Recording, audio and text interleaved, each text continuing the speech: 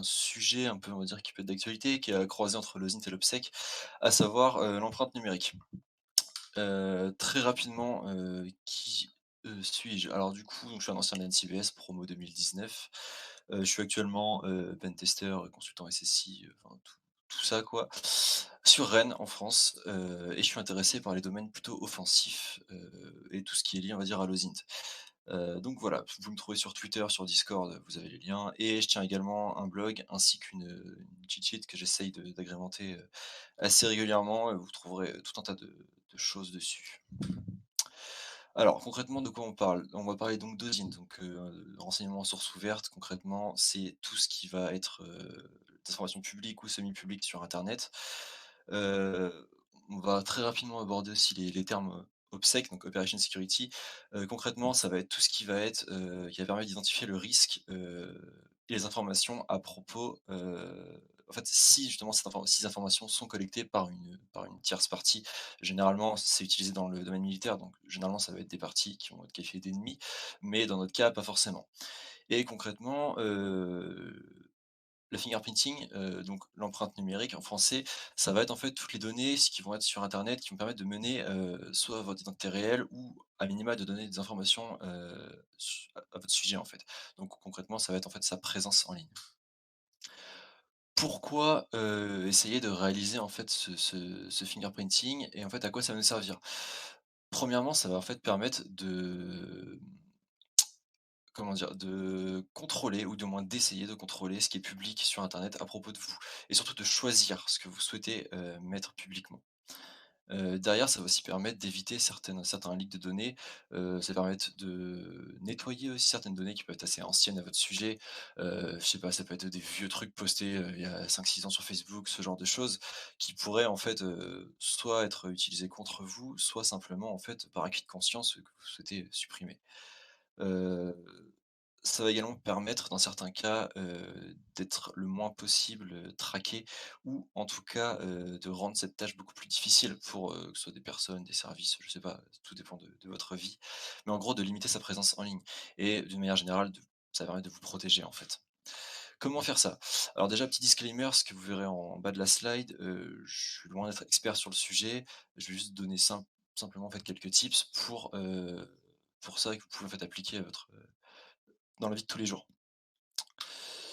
Première chose, ça va être en fait d'identifier et de collecter, heu, l'ensemble de données que vous pouvez trouver vous-même sur vous, sur internet.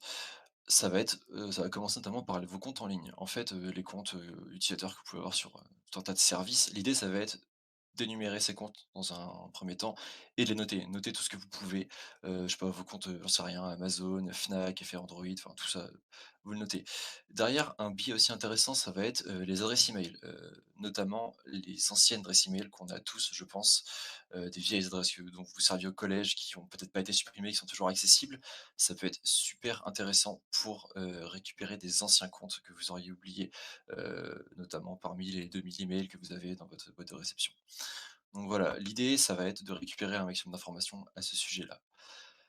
Il faut quand même être conscient que dans tous les cas, vous n'arriverez pas à récupérer tout. Vous arriverez surtout pas à récupérer tout du premier coup. Donc l'idée, c'est de garder cette liste-là de côté et dès que vous vous inscrivez sur un nouveau site, soit dès que, vous retrouvez potentiellement un ancien site et ben, vous le notez et vous l'ajoutez à cette liste.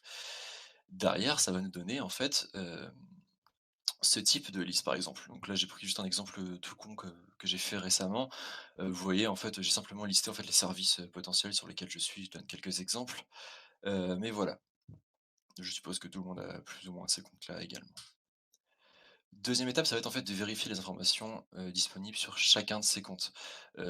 Quel username on utilise? Est-ce qu'il y a un nom public qui est, diffusé? Est-ce que le service dispose de plus d'informations, votre date de naissance, votre adresse, ce genre de choses? Est-ce que ce compte en question a des informations plus personnelles, hein, éventuellement des cartes, bancaires enregistrées, ce genre de choses? Et l'idée, ça va être de report en fait, toutes ces informations dans votre, tableau Excel ou votre autre support, peu importe. Chacun est libre, on va dire, de choisir les informations qu'il veut tracer. Dans mon cas, là, on peut voir par exemple que je cherche à savoir quelle adresse email était utilisée, quel username, quelles autres infos sont utilisées. Après, ça va dépendre de chacun. Mais voilà. Par exemple, voilà, je vois dans le chat aussi les anciens Skyblog, exactement, ça rentre complètement dans ce cadre-là. Ensuite, l'idée, ça va être de supprimer ou au moins de modifier, ce que vous pouvez. Première chose à se demander, est-ce que ce compte, est utile à l'heure actuelle? Est-ce que vous souhaitez garder ce compte? Sinon, on peut le supprimer. Si oui, est-ce que les données qui sont renseignées dans ce compte, dans les paramètres, sont-elles nécessaires? Est-ce que, je sais pas, compte lambda sur, telle application a besoin de connaître votre adresse, par exemple? Si elle est enregistrée et qu'elle n'est pas nécessaire, pareil, on peut la supprimer. Maintenant, ça va être de savoir est-ce que ce type de service, enfin, est-ce que ce service, pour chaque service du coup, et est-ce que ce service, a besoin de données personnelles pour fonctionner? Est-ce que c'est nécessaire de les avoir? Est-ce que c'est un service officiel du coup? Si c'est un service officiel, je sais pas, ça peut être type un compte bancaire, type, des services des impôts, ce genre de choses. OK, c'est plutôt legit, on va pouvoir les laisser. Si ça a pas réellement besoin, de ces informations-là, et ben, on peut juste en mettre de fausses. Ça peut être une fausse adresse postale, une fausse adresse email, je sais pas, ce genre de choses. Là encore, l'idée, ça va être en fait de choisir. Chacun est libre de, on va dire, de choisir, ce qu'il veut faire apparaître en ligne ou non. Petite passe rapide sur, les réseaux sociaux, comme c'est quand même l'endroit par excellence, les mines d'or par excellence pour trouver des infos sur les gens. Heu, Moi, je conseille comme de faire une passe sur chaque réseau social sur lequel on est, et l'idée, en fait, pour chacun, ça va être de déjà checker les paramètres, encore une fois, les données enregistrées, mais également les paramètres de sécurité et de vie privée. Je pense notamment à Facebook ou LinkedIn, enfin ce genre de choses qui permettent en fait de configurer quand même de manière assez poussée certains trucs. Derrière l'idée, ça peut être en fait pour votre propre profil, en fait, simplement de remonter dans le temps, de checker ce que vous avez publié. Ça peut idéalement remonter jusqu'à vos premiers posts pour chacun. Alors je sais que ça peut être extrêmement long, sur des réseaux comme Facebook, Twitter, mais c'est des fois quand même vachement intéressant. Ça permet de faire un beau ménage. Et donc voilà, c'est ce que je disais, l'idée c'est de modifier ou de supprimer tout ce que vous pouvez et qui, selon vous, n'a plus d'utilité en fait d'apparaître. Derrière, on va avoir une phase un peu de recherche un peu plus poussée. Là, on va se servir notamment de Google en fait. L'idée ça va être de savoir concrètement tout ce qui est indexé par Google à votre sujet. Vous pouvez faire des recherches au travers de votre pseudo ou de vos pseudos, des anciens pseudos, de votre nom, réel, de vos adresses email, voire des numéros de téléphone, ce genre de choses. Pour ça, on va utiliser donc des Google Docs. Je ne sais pas si ça parle à tout le monde, mais en fait, l'idée, ça va être d'utiliser des mots-clés qui sont interprétés par Google pour construire des requêtes un peu plus précises. On va pouvoir chercher des mots particuliers dans des pages, on va pouvoir exclure des sites, ce genre de choses. Par exemple, donc c'est un exemple tout bête, simplement par cette requête, je veux simplement connaître, tous les sites mentionnant, le terme axe, à l'exception du site Twitter, donc tout ce qui a été indexé. Donc voilà, l'idée c'est de faire ça va être de faire plusieurs passes en fait, de boucler tout simplement. Donc je suis d'accord que c'est un travail un peu fastidieux, qui peut être un peu long, notamment en fonction de votre, présence en ligne, mais c'est quelque chose qui est quand même assez intéressant à faire. Ça permet au moins de noter tout ce qui ressort à votre sujet. Donc voilà, pour chaque type de données que vous allez chercher, que ce soit un pseudo ou un nom, va falloir faire plusieurs boucles, plusieurs recherches, potentiellement aller fouiller loin dans les pages Google. Voilà, on peut collecter éventuellement pas mal de data. Ça dépend, ça va dépendre de avec quel niveau, on va dire, d'activité en ligne vous avez. Mais voilà, pour toutes ces informations-là, tous ces liens, on va les collecter, les stocker dans un endroit. Ça peut être, je sais pas, ça peut être un tableau Excel, ce genre de choses, encore une fois. Ça va permettre de faire plusieurs choses. Déjà, de récupérer éventuellement des anciens comptes que vous avez pu oublier lors de votre première passe, d'informations. Ça va permettre de collecter toutes les pages qui vous mentionnent, I'm like, mais ça va également en fait permettre why de would récupérer les liens morts en fait, par exemple, ou les liens qui sont plus affiliés à un compte. Je pense notamment aux messages sur des forums, mais qui sont toujours disponibles en fait. Et de manière plus générale, ça va permettre de mapper en fait, tout simplement votre empreinte numérique. Alors derrière, toujours en lien avec cette idée de supprimer des choses, vous allez vous confronter rapidement en fait à un problème, qui est qu'en fait un certain nombre de services en ligne ne proposent pas simplement ne vous proposent pas de vous laisser vous supprimer vous-même votre compte en fait. Donc pour ça, en fait, il va simplement, falloir contacter l'éditeur de chaque site le service en fait client de chaque service justement, pour demander une suppression. Donc voilà, je disais, RGPD, au secours en gros, puisqu'en fait on va pouvoir, invoquer ce qu'on appelle le droit à l'oubli, qui en fait simplement vous donne le droit à la rectification et la suppression de vos données personnelles. Donc là, ça va être quelque chose d'assez long, ça peut être, des choses qui vont durer plusieurs semaines. Pour ma part, par exemple, à titre d'information, j'ai commencé ça c'est pas cela, il y a plusieurs mois déjà et je suis encore dedans. Donc voilà, ça va dépendre de la réactivité de chaque site. Dans certains cas, vous allez envoyer un mail, le lendemain, vous allez avoir, les données sont supprimées. Dans d'autres cas, il faudra relancer 5, 10 fois, le site. Il faut savoir que, dans certains cas, il peut être nécessaire d'envoyer, des lettres physiques par la poste, enfin des choses un peu plus officielles. J'ai notamment eu le cas, pour un service, je sais plus, ça devait être un service, d'aide étudiant, quand j'avais fait en gros un voyage, il y a longtemps. Sur des trucs plus officiels, voilà, ils vont vous demander des fois des informations plus sérieuses et plus officielles justement. Donc voilà, comme je dis, faut être prêt quand même, pour plusieurs semaines de ping-pong, entre vous et les services clients de vos différents comptes. Mais c'est quelque chose qui est intéressant, ça permet au moins de faire un ménage, plus propre. OK, derrière, on va chercher à désindexer le plus de choses possible. Heu, Maintenant que vous avez en fait collecté toutes vos données, que vous avez récupéré ça, faut savoir que même si, vous faites supprimer des informations, ils ces liens peuvent en fait être dans certains cas toujours indexés par le cache Google. Donc ils seront toujours trouvables directement via Google. Pour ça, on a un outil un peu magique, qui est d'ailleurs mis à disposition par Google, qui est en fait, la suppression de contenus obsolètes. En fait, tout simplement, ça va être l'idée, c'est de fournir à Google les liens soit qui sont des liens morts, soit des liens qui ont été modifiés.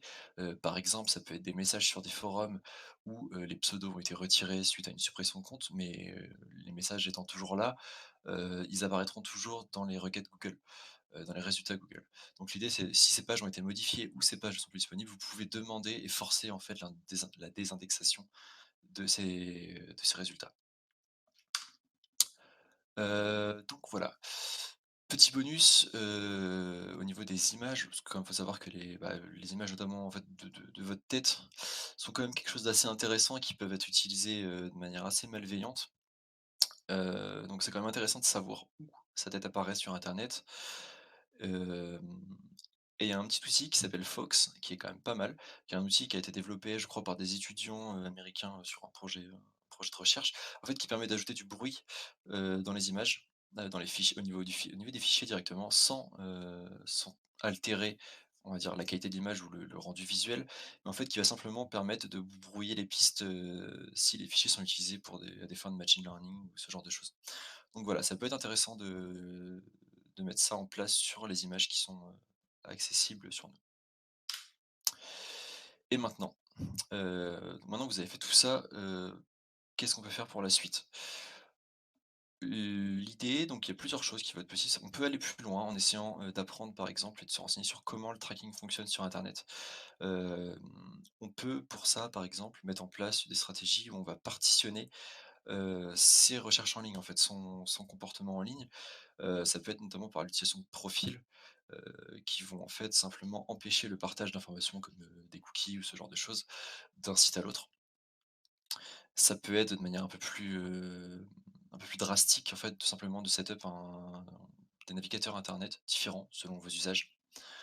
Ça peut être par exemple de travailler sur votre, stratégie de mot de passe, notamment, dans la mesure où il y a quand même pas mal de mots de passe qui sont réutilisés d'un compte à l'autre par les gens. Et ben, l'idée ça va être là de construire pourquoi pas une stratégie qui va vous permettre, d'avoir un mot de passe unique par site. Ça peut être l'utilisation de password manager, comme KeePass, LastPass, ce genre de choses. Il y a vraiment plein de choses qu'on peut faire.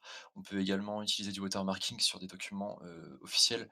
Alors là, ça va plutôt servir, dans le cas où des documents comme des cartes d'identité, des passeports seraient, par exemple, transmis à d'autres services, ce genre de choses. L'idée, avec un watermarking, c'est de savoir en fait la source, de la fuite de données, en fait. Si jamais un jour vous trouvez votre carte d'identité quelque part sur internet, en l'ayant watermarké, vous pouvez savoir quel service l'a fait fuiter. Donc voilà, ça peut être intéressant. Pour aller plus loin, je vous ai mis quelques ressources, qui sont disponibles du coup sur ma cheat sheet. Là, je vous ai mis le lien. On a également le site Shadow Trackers qui est quand même plutôt pas mal, qui explique justement comment fonctionne le tracking sur internet. Donc il y a voilà, il y a des choses à voir, il y a probablement d'autres sources, j'avoue que j'ai fait un peu ça à l'arrache, donc j'en ai peut-être oublié certaines. Mais voilà, globalement, c'est tout pour moi. S'il y a des questions.